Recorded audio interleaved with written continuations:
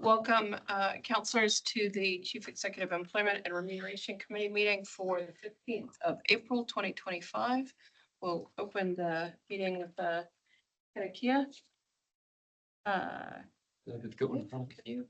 I can do it. Yep. Whakataka tiho ki te uru. Whakataka tiho ki te tonga. Ki a mā kina kina ki uta. Ki mā tara tara ki tai. E he aka ana te atakura. He tio. He hooker. He hohu. Ti hei Māori ora. Thank you very much for that. All right.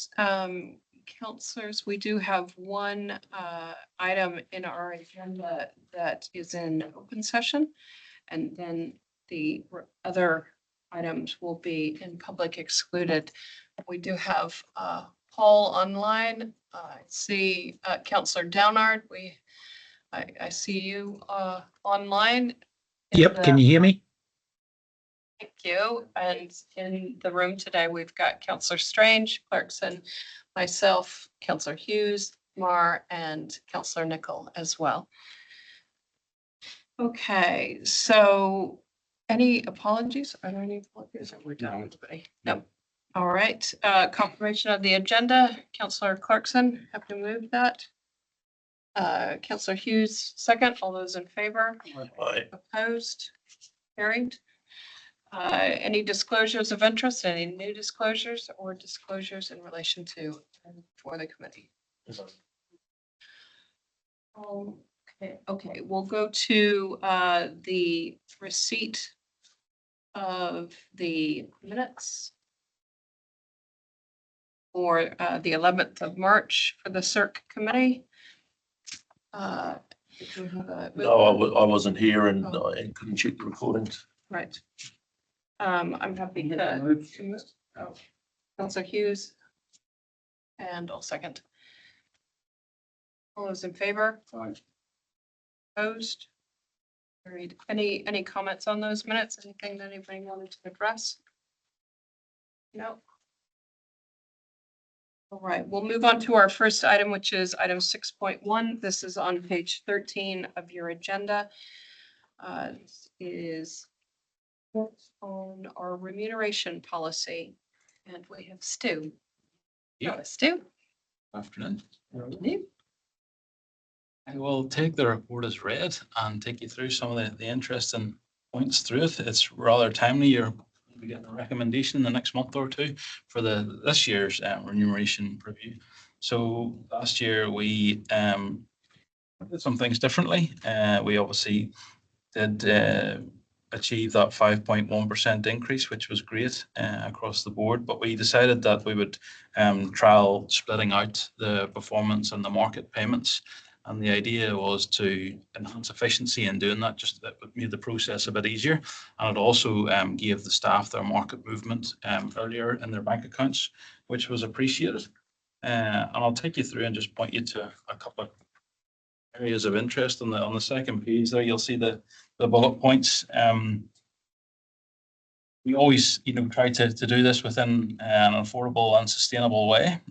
So while we want to give the staff as much as we possibly can, the recommendations from strategic pay, we are hoping to hear from them in the next 2 weeks with this year's recommendation. I wouldn't like to put money on it, but I'm thinking that'll be somewhere in the 3 to 4% range from their perspective, but we'll find out in due course on that. I guess when we move through, there's a direct link there between the individual performance and pay, and that was the idea of, being able to separate that out. This time around, it was good. But the reality is that when you do that, because of where our bands are and the recommendations come from strategic pay, the vast majority of the money has to go towards the market movement to keep us, within reasonable cooey of that, which leaves a fairly small amount for performance. I think about 3 years ago, maybe just a bit less, the evaluation tool was reviewed and condensed down into 3 categories of does not meet, good performer and outstanding performer to simplify the process. Now, it's fairly natural when you do that the vast majority of people would like to be an outstanding performer. And we find that, that is the case, and the managers do have reasonable conversations, but I think last year we ended up with about 30% of people in that outstanding performer category, which makes it difficult then when you have quite a small performance amount to, attribute. So we've had a conversation at the ELT about that. And obviously I've talked to you guys at length about, dealing with the bottom 5%, which in fact has been 10% for quite some time. But also to look at this top talent and our outstanding performers and have a bit of a more realistic view that that's not a 30% of the organization, but probably more like a 5%. And that will hopefully allow us to better utilize that small performance increase that we have more effectively across a smaller group of people that really do demonstrate that outstanding performance that goes above and beyond what they do every day in their normal day job. So we'll be looking to do that as part of the moderation this year around. I guess you'll have seen that the average pay rate was 97.6% prior to the previous REM process, and we've got to 98.4%. So we're not far away from that market space, which is good.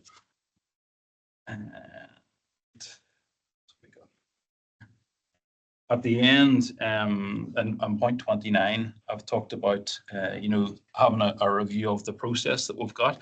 It's a very manual process and takes our systems administrator pretty much full-time work for about 2.5 months. She has to be pulled out of her job to be able to run the pay and remuneration process for us.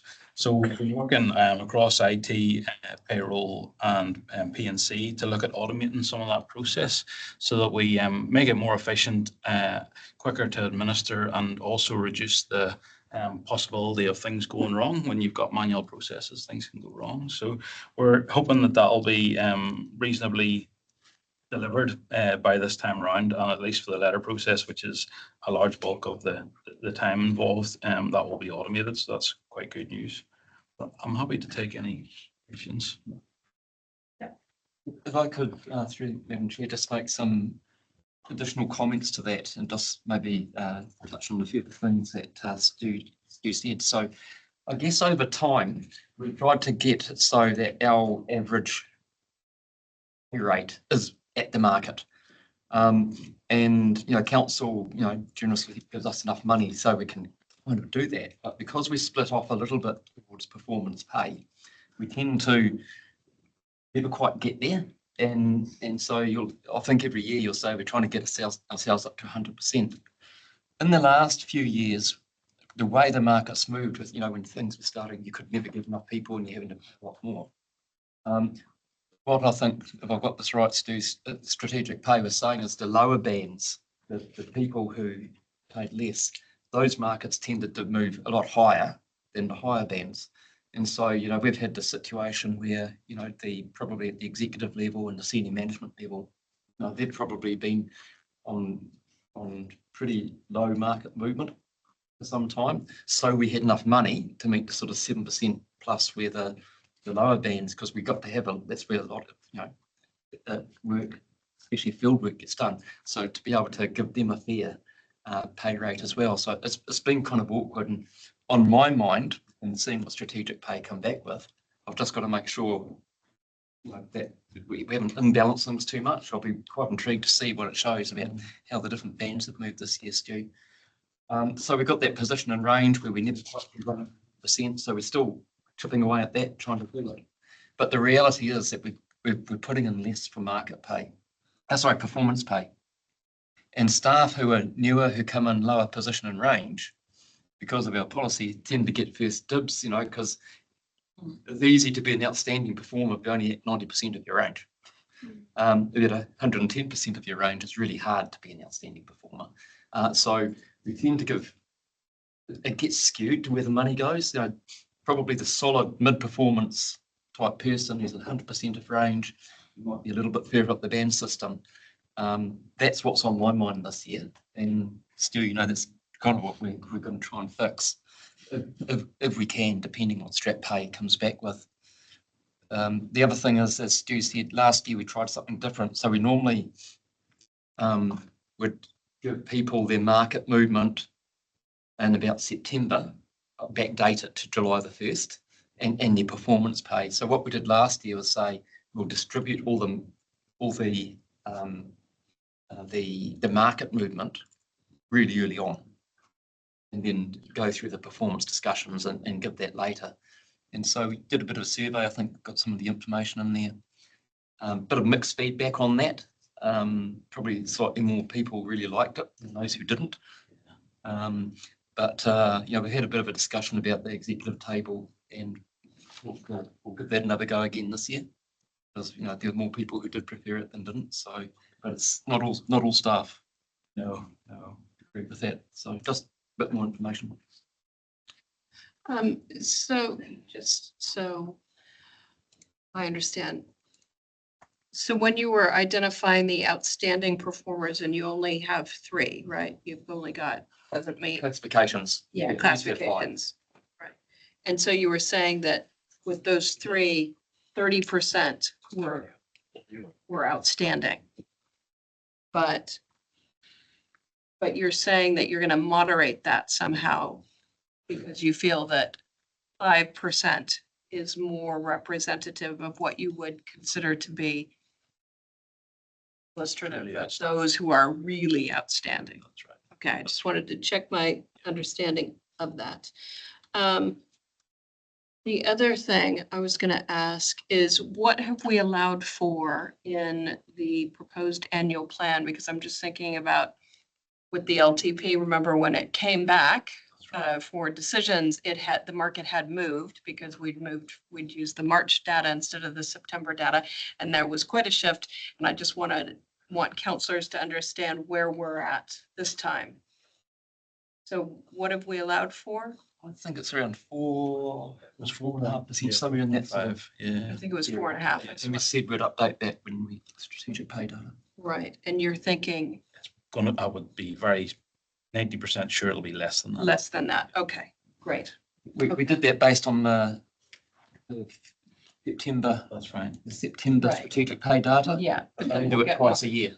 We'll get the March one, and then that will come through in our June, or will it come through in the May deliberations of the annual plan, or will it come through in that decision in June? It's got the potential to come through in May. Annual plan. Yeah. Yeah, I know. I'm just trying to figure out when councillors will see that, and I just think it's useful for councillors to, understand that anomaly comes through. Aye. So last year, CE submission, which might pick sort of these sort of things up, came through very late. It was after the hearings packs were put together, Right. and I think we got a bit of feedback on. Didn't really like that, so we're trying to make sure that everything's in front of you at the time when you get the information. So logged in last month. Yeah. Yeah. Okay, fantastic. Any questions? I've got a couple. I've got Chris, and then I've got Bruce and Warren and whoever else wants to wait. Chris. Okay, thanks for your report, Stu. That's it's informative and useful. My first point on point 8, you've got full-time equivalent employees. Now, I'm just asking the question: how are the consultants that are engaged in the organisation factored into that? So Are they included in the FTEs? no, they're not. Should they be? Because they're effectively taking a person's place in the organisation. Whether it's half or full or quarter, but they're still a unit of employment. Yeah, I think the consultancy is quite varied. You do have some people that are like that might sit as an FTE for a period of the project, and then others that are very much I know Brent will use them upstairs where they'll dip in for 2 hours of their time, and that's it. So it's quite a varied mix of what that contracted services consultancy looks like, from someone who's in a project for a few months full time to someone who's a legal advisor for hours potentially on a project. So it's quite tricky, I guess, to differentiate. Just to check, I understand the question. So the full-time equivalents don't include any of the contractors or consultants that we use. That's the answer I've received, but I'm just asking why don't they? Because we're not reporting the correct FTEs within the organisation if we're not including consultants, because they're fulfilling even if it's only half a job or a quarter of a job, they're still fulfilling a role within the organisation as an FTE or a portion thereof. That's right, but this paper's about our staff costs. And there's separate contracted service and consultant. It flows through into our annual report, Chris, and that's where I'm coming from on this, because we have reported 640 we've got in the annual plan or in the long-term plan. We report against that. But you can mask that with consultants. I'm not saying you do, just saying it's possible. Let's not just keep going. So people often ask me how many people work in this organisation. And it's a tricky answer dependent on what it is they're asking about.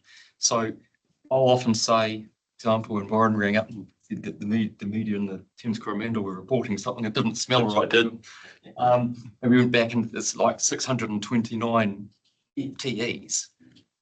That's full-time equivalents, and we have more people than that because some people work half-time, some people work, times, whatever. And then we have other people who come in and help us do our work, like what you're talking about.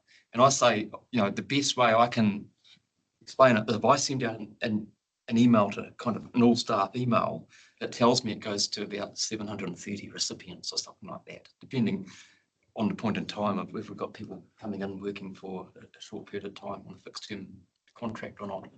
So it's true. There's say 629 full-time equivalents, but that's not the head count, and the contractors are on top. Okay, well, I'm just raising it as an issue because it is reported in our public annual report. So. Number 11, 81% of staff completed their goals in Infor. Why? What happened to the other 19%? Is the honest answer to that? The consequences of not completing it. Like we're trying to get people to engage with them more and to use it. Yeah. And I would have thought this was a great example of trying to enforce on people the importance of using the tools that you've got at your disposal. That's right. No, you're quite right.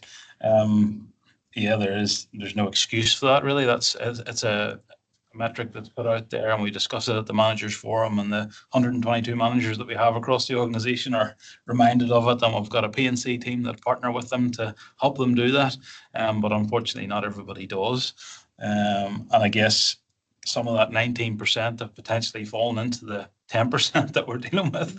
So that was my next question. I hope I didn't participate in any performance pay. So that wouldn't, I don't think that would see the right sort of message.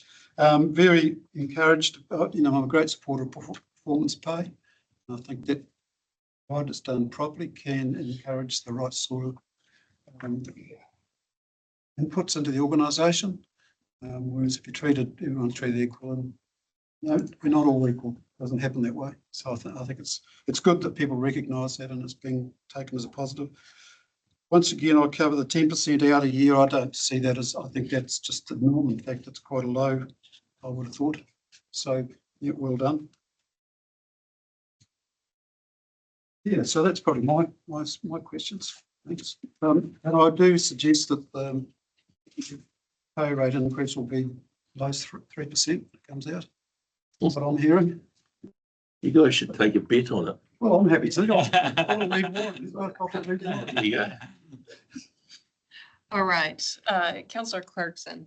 Yeah, look, this is a really interesting discussion, and actually, I think I understand where Chris is coming from too, because it's a metric. The people who are working on contract or consultancy, of course, calculating their actually FTE would require detailed exploration of the contract or the tender that they were awarded.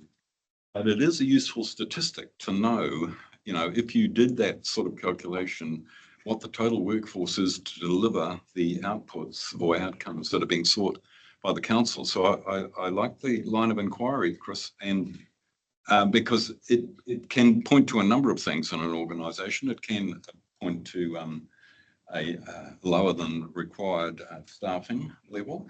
It can also indicate the opposite. So, I've been in organisations where they have made a separate report of that sort of information. Now, I understand today's report doesn't cover it, but it is valuable information to know how an institution is operating in that space. Second of all, I still possibly haven't grasped the 30% figure. Are you saying that the appraising officers in the organisation have recommended 30% of people to be in the outstanding category? That's right. That's right. That's it. Yeah. That's a fairly normal thing in most organizations. You know, people want to be the outstanding. Yeah, performer, but and so I'll now reflect on other organisations I've been in. So, so you have a set of criteria, That's and right. they're applying the criteria. And what is not going on is some realistic benchmarking or thresholding of what is meant by the word outstanding. That's right. So I think you've got a bit of work to do there, because just the matter of principle, saying 30% to me sounds a bit too high. So next thing, so your market rate. Can I just comment on Yeah, that? I agree, and we used to have what the actual definition was, but you might have had going from the middle up, good, above average, outstanding. Yeah. We got rid of the above average, so you're either good Right. or you're outstanding. Outstanding. And then when you've got people who are low in the range at 85% or something, it's, if you say you're doing a good job, you kind of stay around there, but actually relative to what we expect them to do, they're often outstanding, which you can't compare with an outstanding person who's really got to the top of the band. They are outstanding. The fixing of that issue is to do with the appraising officer and the training that they have in relation to the word outstanding. That's right. That's right. And it does come back to that moderation as well. Yeah. Yeah. That's key, that feedback, and that there is Because in other organisations I've worked in, there are enclaves of people who treat their staff differently to other enclaves. And I won't name the subject up the hill, but you can pretty well guess which subjects always had the highest in the outstanding category. So, and I'm sure there is differential across this organisation as well. Yeah, so that has to be moderated and worked on with the appraisal officers. Yes. Okay, so market rate is the New Zealand market rate, right? That's it's a combination of the general market and local government. And we've chosen that because we realise that we get our staff from both of those areas, and we also lose our staff to both of those areas. So that's that's the metric that we've decided from. Yes, it's New Zealand market data. Yep. But it is a New Zealand Yep. market, because a good number of job losses in the sort of sector you work in are not within New Zealand at all. They're heading to Australia and other places, which leads me on to my final comment. I'm also interested in having a better understanding of the non-financial benefits of working for this institution. Yeah. Because at the end of the day, it's not just about setting a market rate and identifying a shifting rate to meet a market, because you can meet the market in more than one way. Some of them are non-financial instruments, and I'm interested in knowing what non-financial instruments you use. Yep, that'll be, I can share that with you. All right. So I'm just wondering, so I'm picked up on two things that you'd like further information on. One that you've just described about the non-financials, and there have been times where you've taken us through the employee value proposition. that. Yeah. So let's make sure we've got that coming in front of this committee. The other thing is, I'm just wondering, can we explore that contractor bit a little bit more thoroughly? Just since two of the committee members have expressed some interest in understanding that breakdown. It may be an estimate, Yeah. but it's going to be useful to know, Yeah. because telling you about the total number of bodies that are focused on doing the work you want done.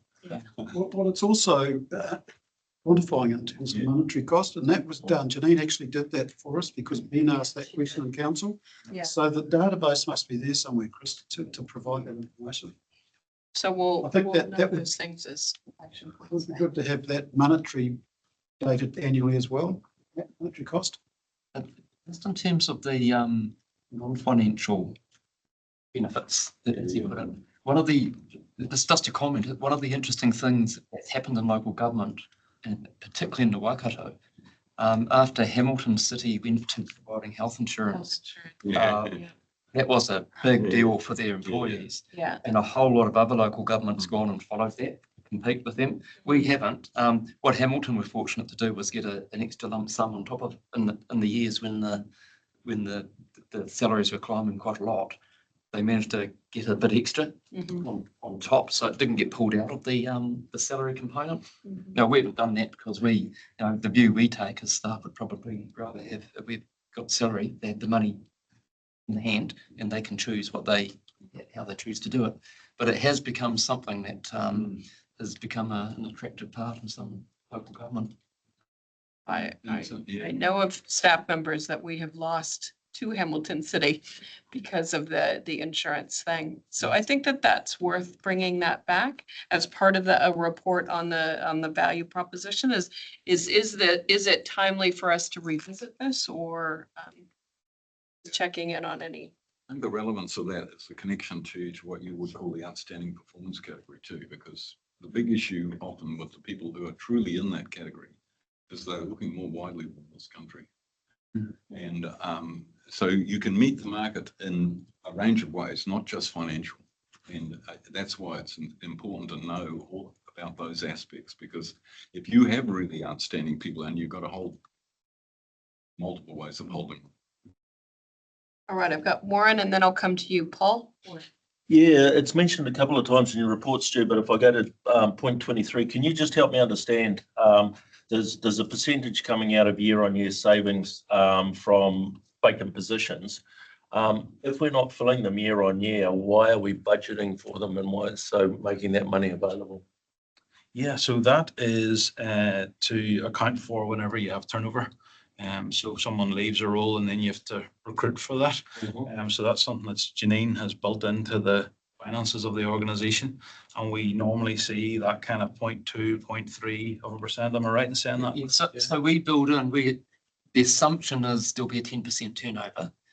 And the assumption is it takes 10 weeks to fill. So that's coming out of the salary budget. So if you like that, our salary budgets are somewhat below what it takes if everybody was working there all the time. Yeah, sometimes. So it's budgeted for that they are there though. It It's is. budgeted that there will be a 10% turnover. Yeah.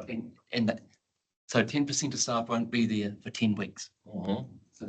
So if we needed a $65 million salary budget, we actually only asked for 60 or 62 or something like that. But even though sometimes it takes longer to recruit than the 10 weeks or whatever, and we have this little bit extra. The risk is For those positions. yeah, that's why we have to keep monitoring the salary budgets. Like at the moment, we're not. We're about to see the Q3 results, but at Q2, we would, if anything, we overspend the salary budget. So we've got to manage it as we go along. Sign of what's happening out there in the employment market.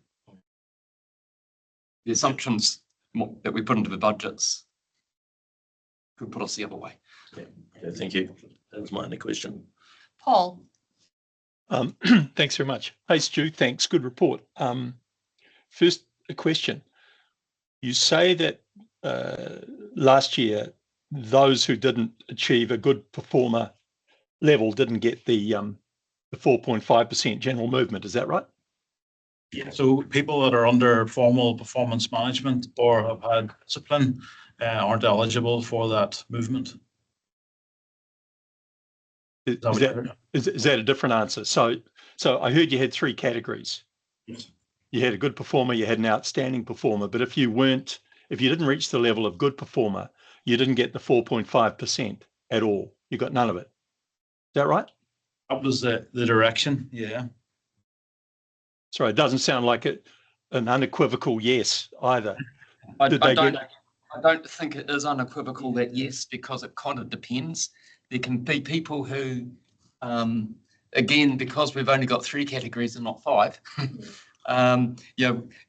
the bad performer used to never get anything, or the poor performer. There's something that sort of meets minimum expectations, which kind of doesn't mean you're good, but the goods now got a bit broader. So I think that probably compared to when you've been used to that conversation in the past, Paul, it's probably we've been caught out by going down to 3 classifications. That doesn't mean it's everybody doesn't meet good. There's no market. Am I right, Stu? I think so. And, I think there was a handful of people that were doing reasonably well on their PIP, for example, and were coming out and they maybe didn't get the 4.5, but they would have got a 1.4 or something like that. But the vast majority didn't. Okay, so the vast majority of people who didn't reach good performer standard didn't get anything, and some got an amount, case by case, as a general movement or as a movement, but that was less than the 4.5%. That's right. Okay, thanks. Because I guess when you're looking to try and fund performance, the first place I always look is the people who you're not paying the general movement to, and they can fund their colleagues who did all the work last year. So that seems reasonable. The second question I want to ask you is, you talked about an average position and range of 94.4%, which was up slightly from 97 point something the year before. Is there anything in your proposed spend for FY26 that is there specifically to try and move that 98.4 up towards 100? Yeah, I guess that's why our market movements are always quite large, you know, to work us towards that 100%. And that's why, unfortunately, we don't have that much for the performance movements. And that's so Ange, our systems and reporting advisor, does a number of scenarios and models for the executive to consider, you know, around what those movements might look like, and that will work us towards that 100%. So yes, we will look to do that again this year. So look, for the sake of the committee, I would suggest, I would like to argue against that idea. Okay. I know strategic pay. I know these systems well enough to know the weaknesses in the data that we all look at. And so a slavish commitment to moving to 100%, because that is the number, doesn't do you any favors. It, you know, the 100% is subject to regional variations in organizational size. It's all pretty imprecise when you get into it. So I suppose what I would argue, and maybe the committee supports it or maybe they don't, is that if you had earmarked some money to go towards moving everybody toward the 100% a little closer, I'd take that money and I'd put it into rewarding your top performers using the better scale you're about to put in place. Because otherwise you're taking some money and you're giving it almost equally, if it goes into a general movement, to people, regardless of whether they're a good or great performer, and at the same time saying, gee, I wish I had more money to give to our really good performers. So if it were me, if I were the committee, I'd suggest have a look at that, because it's a bit of a false proposition to say, yeah, we should try and get everybody to 100%. It's not a good spend of your money, in my view, and the number's not a very reliable target. Thanks for raising that, Paul, because you've kind of convinced me in what you've said. So I'm now going to go to the chief executive. So the reality is we never get to 100% because we leave off some of the money you give us, which is like the strategic pay amount, and we pull some out for performance pay. But I'll say from a chief executive point of view, and I don't know how you'd put it from your point of view, Stu, when we tell people who come and join this organisation that we pay what the market pays, it's a little bit disingenuous to then to say, but we don't. Well, don't say that then, Chris. Say that if you do a great job, you'll get paid better than market. And when you employ them, you don't know how well they're going to perform. So I think you're not saying untruths. You got any comment on that, Stu? I do. I'm with you on rewarding performance. I've always done that. I think it's the right thing to do. I guess the challenge is, you know, we look at our kind of top and bottom 5% and we deal with them as best we can. We help the bottom lift their game or go and find a job somewhere else, and we try and promote and develop and, you know, pay the top as much as we can, the top 5. But there's a big swage in between that we want to keep engaged and happy. And when they look at their band, those percentages are quite meaningful to them, and they're in their mind aiming to get, you know, beyond 100%. And if we kind of have the reasonably small, I mean, there've been fair movements over the last couple of years that I've been here. But if you started at 90% or 92%, it's going to take you a long time to get to 100% with minimal percentage movements. And if we were to start and take away from that, I don't know, that's going to take us away. That'll drop us back from where the market is and leave us with an issue in years to come where we've dropped to maybe 90% or 87% or something of the band. And that will have a demotivating effect on the general populace of the organisation, I guess, would be my comments on that. So look, if I can just reply to that. First of all, I think it'd be really useful for the committee to see some numbers, which were what percentages of people are paid at various position and ranges. So, I mean, for example, I know the way the strategic pay system works, and they generally talk about a developing zone, don't they, which is below 97%, a performing zone, which is 97 to 103%, and an adding value, or whatever they like to call it, above that, which is 103% and above. Be really good to see what percentages of people were paid in those three. We can get that. We can get that information, and of course that brings in the complexity of all of this. When you've got quite a few people who are, say, in the up to 94, up to 97%, maybe between 92 and 97%, and they actually perform really well for their range. And then you've got people who are performing really well who are further up. But that is what this is all about. And you want to be able to help as many people who are in the middle meet market. But I also, Chris, I also think this actually takes me back to a project I did years ago, designing a remuneration model for Bay of Plenty Regional Council. But in the end, you also need, Chris Hughes will light up at this, you need a greasy pole that says that if you're paid at about 115%, but you're not consistently assessed as being outstanding, you slide back down the pole because you aren't earning the salary that you're getting. And that's, Stu, the mechanisms involved. That's not complicated. I'd like to comment on that too. I don't disagree with you. But someone who's at 115%, give an example, and got very, very few people there, they are outstanding performers. But actually, when we assess their performance, we often only say it's good because we expect them to be performing at a really high level. And so you don't want them, because they were told they were good, to be sliding back down the pole. But if you're paying them to be outstanding and they're only performing at good, then by definition, they're performing at a level below the level that got them to be outstanding. So there is a question to be asked. You haven't earned it. That's a semantic difference. And what I'd say about Bay of Plenty, that's a really good example, because Bay of Plenty kind of pay everybody. It's got quite a socialist model, quite a lot of money. In fact, no one else in the sector can compete with Bay of Plenty. But no one gets much. And theirs is linked to CPI. And of course, that was great in years when it was around 2%, but they got caught out, for a few years there with really high inflation. So yeah, we've had a look at what others are doing, but they don't all work on the same. There's a lot of variances between them.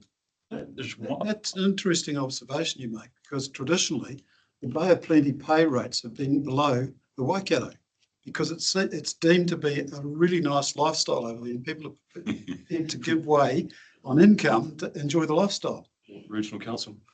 Well, no, that's a fact. Like, I know from our own experiences. Did you want to? Yeah, that would be good. Just one other consideration. The unions have negotiated in PIR position in range for all of their employees, and they have a mechanism that allows them to start wherever they start, but within 4 years reach that 100% of position in range. So that's another consideration, that we would potentially drive people towards the unions if they didn't feel that they were, getting there without that support. I've got a few figures that I can share with you just regarding the PIR. So currently there's 30% of our employees that are below 95%. And there's 13% of employees with over 3 years experience that are below 95%. So that's just a couple of figures that we've got current. We've got 64 union members that are below 100% of their position in range. So we have to look at that as part of the agreement. That is again related to being affordable too, but so it's not just doesn't just happen. So that was some of those statistics that you may have found interesting. Stu, can I ask how strong the union is within the organisation? They're reasonably strong. We've got good relationships with the 3 unions, and we have pretty good bargaining with them. And when it's usually every 2 years, but we don't often face strikes or that we can get along and agree. Generally speaking, from what I've seen in the couple of years that I've been here, so yeah, it's been quite good, quite constructive. Stu, and the commitment to get people to 100% within 4 years, I'm sure surely there's a carve out that says that's subject to individual performance. If you're not performing, we don't make that dream come true. That's right. But again, you're looking at that bottom 5%, maybe 10%. So the vast majority of people, do perform to a reasonable level and can expect to work their way towards that.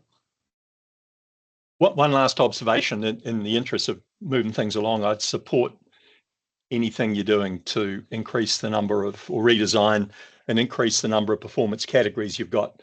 What you've got doesn't strike me as being granular enough to do the job it's intended to do. So I really support that. Thank you. I think there's support around the table for that. Yep. All right. Thank you. So I don't know how we bring that back or when. We'll leave a sort of vague action point on how we can feed back to this committee about how we might. And of course, there'll have to be discussions with unions and all that sort of thing. Yeah, as well. exactly. Transition. Yeah, so, I think you can gauge the level of interest around the table, so we'll figure out the best way to bring that back, but we will bring back some discussion around the contractors and how we do that, and that employee value proposition. All right, Thank you. great. If there's no more questions, then can I get a Happy to move the report. Second up. we've got Councillor Marr, Councillor Hughes. Report being received. All those in favor? Aye. Opposed? Move it down to. Carried.